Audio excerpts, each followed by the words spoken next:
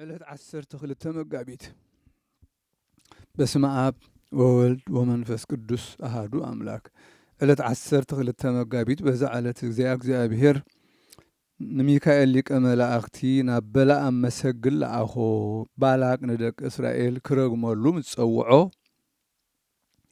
ኣብ መንገዲ ኣብ ቅድሚኡ ቆይሙ እታ ኣድጉ ብልሳን ሰባት ክሳብ እትዛረብ ኣሰንበዶ ነታ መርገም ከዓ ናብ በረኸት ለወጣ።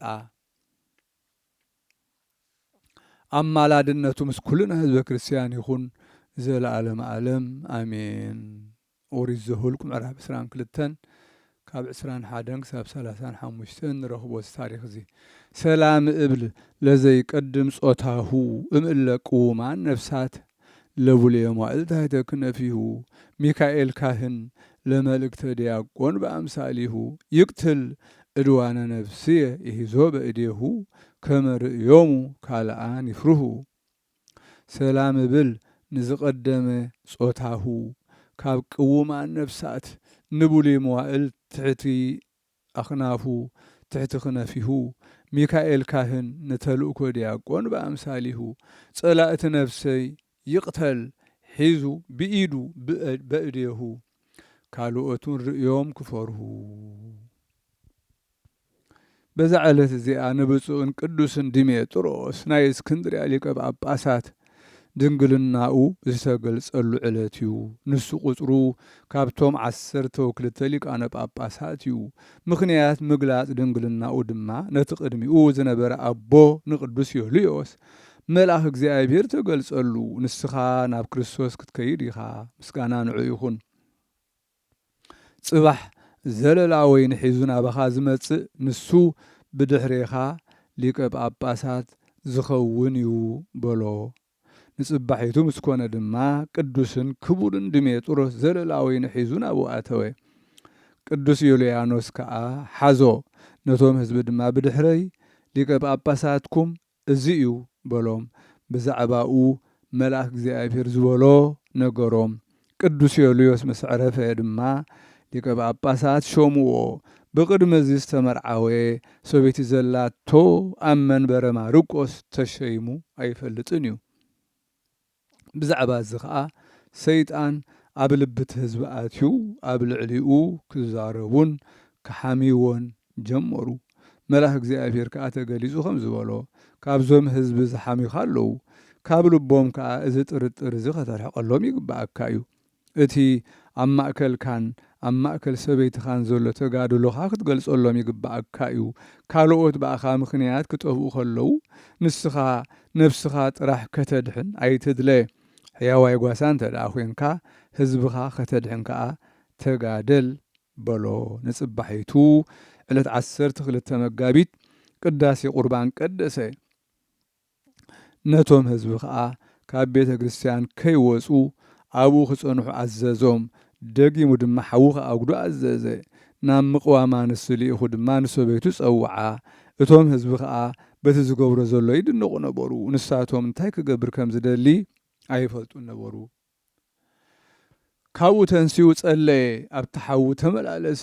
እቲ ሓዊ እናነደደ ኣብ ማእከሉ ደው ኢሉ ብኢዱ ሓዊ ሓፊኑ ኣብቲ ቆቡዑ ገበሮ። መሊሱን ኣብቲ ሓዊ ኮይኑ ነዊሕ ግዜ ጸለየ። እቲ ኣብ ቆቡዑ ዝገበሮ ሓዊ ነቲ ቆቡዑ ኣየንደዶን። ንሰበይቱ ከዓ ጸዊዑ ካብቲ ሓዊ ኣብቲ ነጸላኣ ገበረላ። መሊሱን ነዊሕ ሰዓት ጸለየ። ካብ ናይ ክልቲኦም ኣልባሳት ዋላ ሓንቲ ፈትሊ ኣይሓረረን ኣይተቃጸለን። እቶም ህዝቢ ከዓ ተደነቑ። ንእግዚአብሔር ከዓ ኣመስገንዎ። ካብኡ ነዚ ቅዱስ ኣቦ ነዚ ዝገበሮ ብዛዕባ ምንታይ ከም ዝኾነ ከረድኦም ሓተትዎ። ንሱ ከዓ ምስ ሰበይቱ ዘለዎ ግብርን ተጋድሎኡን ነገሮም። ኣቦኡ ብዘይድልየቱ ከም ዘመርዓዎ ሰበይቱ ነቲ መውስቦ ከም ዘይደለየቶ ገለጸሎም። እነሆ ካብ ዝተራኸብናሉ ግዜ 48 ዓመት ጌርና ኣሎና። ኣብ ሓደ ዓራት ንድቅስ ሓደ ክዳን ንኽደን ከምቲ ሰብኡት ነንስ ዝፈልጥወን ኣነ ግና ኣይፈለጥኩዋን። ኣብዚ ኩሉ ዓመታት ከዓ ለይቲ ለይቲ መልአክ እግዚአብሔር ካብ ሰማይ ወሪዱ በኽናፉ ይኽልለና። እዚ ግብሪ እዚ ከዓ ዝኩሉ ዓመታት ንማንም ሰብ ኣይነገርኩን ኣነ ፈጺመ ክገልጾ ኣይደልየኹን እንታይ ደኣ ንስኻትኩም ካብ ሓሜትን ሓጢኣትን ምእንቲ ክትድሕኑ እግዚኣብሔር ባዕሉ ክገልጾ ኣዘዘኒ። እቶም ህዝቢ ከዓ ጸቢቖም ተደነቑ፣ ንእግዚኣብሔር ከዓ ኣመስገንዎ፣ ንዕኡ ከዓ በደሎምን ሓሜቶምን ይቕረ ክብለሎም ለመንዎ። ንሱ ከዓ በደሎም ይቕረ በለሎም፣ ኣይትሕዘኑ ኣይትጨነቑ፣ እቲ ዝኾነ ካብኻትኩም ኣይኮነን ካብቲ ጸላኢ ሰናያት ሰይጣን ዝኾነ እዩ በሎም። ሽዑ ኣብ ልዕሊኦም ባሪኹ ኣፋነዎም ኣሰናበቶም። ንሳቶም ከዓ ዝረኣይዎን ዝሰምዕዎን ተኣምራት እናነገሩ ንእግዚኣብሔር እናመስገንዎ ናብ ኣባይቶም ብሰላም ኣተዉ። ነዚ ቅዱስ ዲሜጥሮስ በረኸቱ ምሳና ይኹን ዘለዓለም ዓለም ኣሜን። ሰላም ለድሜጥሮስ እንተ በእዴሁ ተጽሕፋ ሐሳብ አዝማን ዘድህር ወእላሃለፋ አርአየ ዮም ኃይለ ድንጋሌሁ በስምረተ አልፋ አውቂሮ እሳተ በኩፋሩ ወለብእሲቱ በአጽፋ ለእለናፈቁ ሕዝብ ከመይኩን ተስፋ። ሰላም ለድሜጥሮስ ብኢዱ ዝተጻሕፋ ቁጥር ዘመናት መጻእን ዋላ ዝሓለፋ ሎሚ ገለጸ ክብሪ ድንግልናኡ ብፍቓድ ጐይታ ብፍቓድ አልፋ አዕቂሩ ሓዊ ኣብ ቆብዑ ንሰበይቱውን ኣብ ዓጽፋ ንትጠራጠሩ ህዝቢ ንክኸውን ተስፋ። በዛ ዕለት እዚኣ መላዚ ካብ ሃገር ፍልስጥኤም ሰማዕትነት ተቐበለ።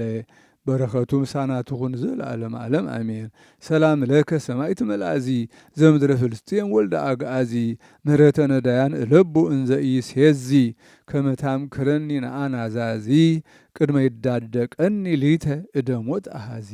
ሰላም ንዓኻ ሰማዕቲ መላዚ ናይ ምድሪ ፍልስጥኤም ወደ ኣግዓዚ ምሕረት ድኻታት ከስተውዕል ብዘይ ምህካይ እንዘ ኢሴዚ ከተማኽረኒ ንዓናዛዚ ከይቀደመኒ ኸሎ ኢድሞት ተሓዚ።